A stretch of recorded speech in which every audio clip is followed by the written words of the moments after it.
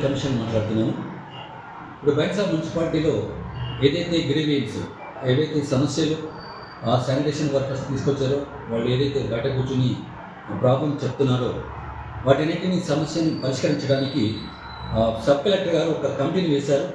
అది కలెక్టర్ గారి ఆధ్వర్యంలో ప్లస్ ఏసీఐ గారి ఆధ్వర్యంలో ఈ కమిటీని వేయమని చెప్పారు. ఆ కమిటీలో ఉన్న మెంబర్స్ ఎవరంటే సబ్ కలెక్టర్ గారు బైంసా చైర్మన్గా ఉంటారు.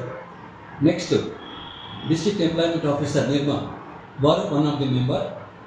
థర్డ్ వచ్చేసి district horticulture and sericulture officer నిర్మా, వారు కూడా ఒక మెంబర్.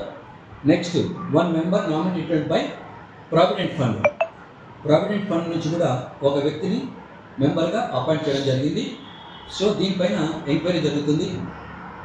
ఆ తర్వాత ఎవరైతే బాధ్యులు ఉన్నారో వాళ్ళందరిపైన చర్యలు తీసుకోవడానికి ఈ కమిటీ నిర్ణయం తీసుకుంటుంది.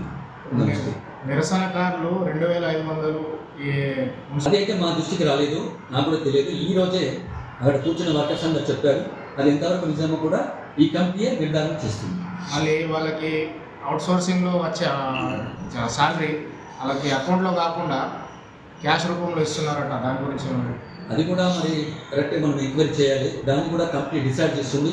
ఏవైతే సమస్యలు ఉన్నాయో మన బైంసా మున్సిపాలిటీలో వర్కర్స్ ఏదైతే ఈరోజు మా దృష్టికి తీసుకొచ్చారో ఈ కమిటీ డిసైడ్ చేసి తదుపరి చర్యల నిమిత్తం యాక్షన్ తీసుకోవడం జరుగుతుంది.